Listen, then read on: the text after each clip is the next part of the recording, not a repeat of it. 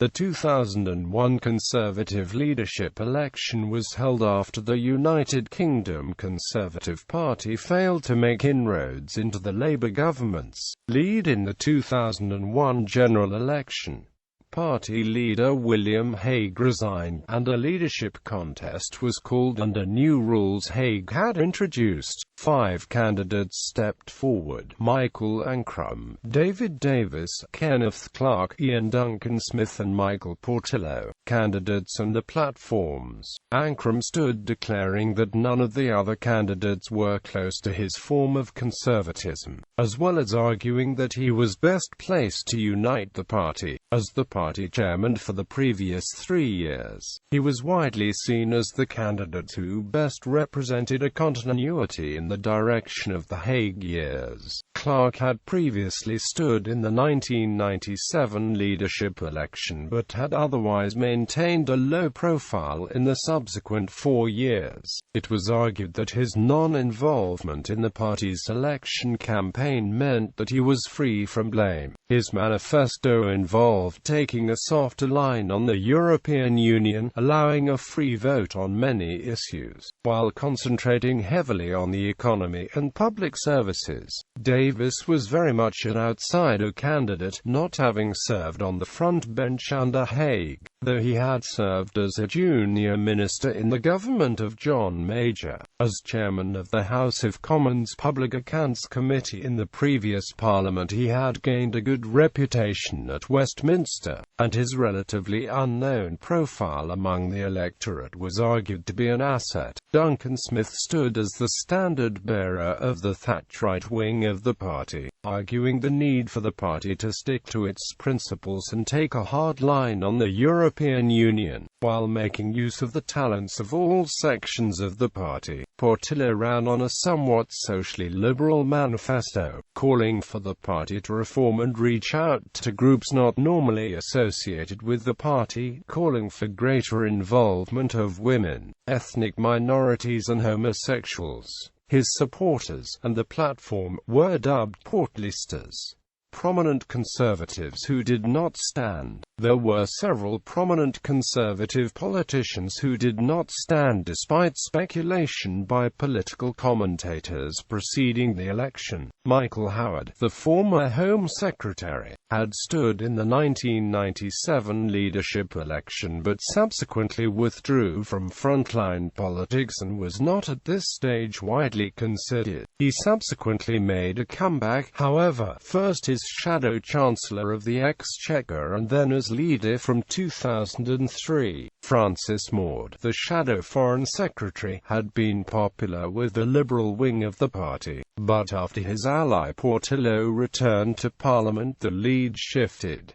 Maude instead ran Portillo's campaign. John Redwood, who had stood in both the 1995 and 1997 leadership elections, initially declined to confirm his intentions but eventually decided not to run. Malcolm Rifkind, the former Foreign Secretary, had been unsuccessful in his attempt to return to Parliament. Whilst the rules did not actually specify on paper that candidates had to be MPs, political realities meant that a non-MP was not a viable option, and Widdecombe, the Shadow Home Secretary, took preliminary soundings but found that, despite being popular among the full party membership, she had limited support in the parliamentary party, who voted in the initial rounds.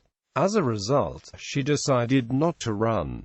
Contest rules. The election was conducted by the 1922 committee, with the committee's chairman serving as returning officer. As the outgoing chairman, Sir Archie Hamilton, had stood down from Parliament at the election, no returning officer was available for some time until Sir Michael Spicer was elected. This led to calls for the job of returning officer to be reallocated in future. The rules required MPs to vote in a succession of ballots, with the lowest scoring candidate eliminated each time, until only 2 candidates remained.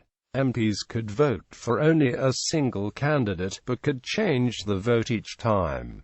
the MPs' ballots. Portillo was the first candidate to declare, and many commentators saw the contest as coming down to whether or not the party agreed with him, as his platform proved deeply controversial in some quarters. The first ballot proved problematic. The results were as follows. The party rules made no provision for a tie. As a result, Michael Spicer ordered that a fresh ballot be held the next day and declared that if the tie prevailed, then both lowest-scoring candidates would be eliminated. As it turned out, however, a few MPs shifted the votes, and the results were as follows. Ancram was now eliminated by virtue of placing last. There was speculation about Davis's position in the race, since even if every Ancram voter now supported him, he would still place last in the next round. He soon withdrew. Also, whereas Duncan Smith and Clarke had both advanced ground, Portillo had gained the support of only one more MP. His campaign was widely seen as losing momentum, and commentators no longer predicted he would top the final round of the MPs' vote. Looking instead to Duncan Smith, the final round results were, by a single vote, Portillo was eliminated from the contest. It later transpired that he had been the victim of tactical voting. Criticisms. The MP-only stage of the contest attracted much criticism. Many questioned the validity of MPs eliminating the candidates, potentially denying the ordinary members the opportunity to vote for a favorite candidate. Others questioned how it could be claimed that the eventual winner could be assured of support among MPs, as in the final round each had attracted the support of only a third of the parliamentary party. The potential for tactical voting also came in for question. On more technical grounds, the lack of provision of a tie and the delay in appointing a returning officer also sparked concerns, with the former point also leading to ridicule from political opponents. The full membership vote. Duncan Smith and Clarke's names now went forward to the full party membership in a 3-month contest that was at times acrimonious. The closing date for ballots was September 11th, but due to the September 11th attacks in the United States, the announcement of the result was delayed until September 13th. Iain Duncan Smith emerged as winner with over 60% of the vote, although without a clear majority among MPs, which many believe hampered the inexperienced leader and led to the events which saw Michael Howard replace him in 2003.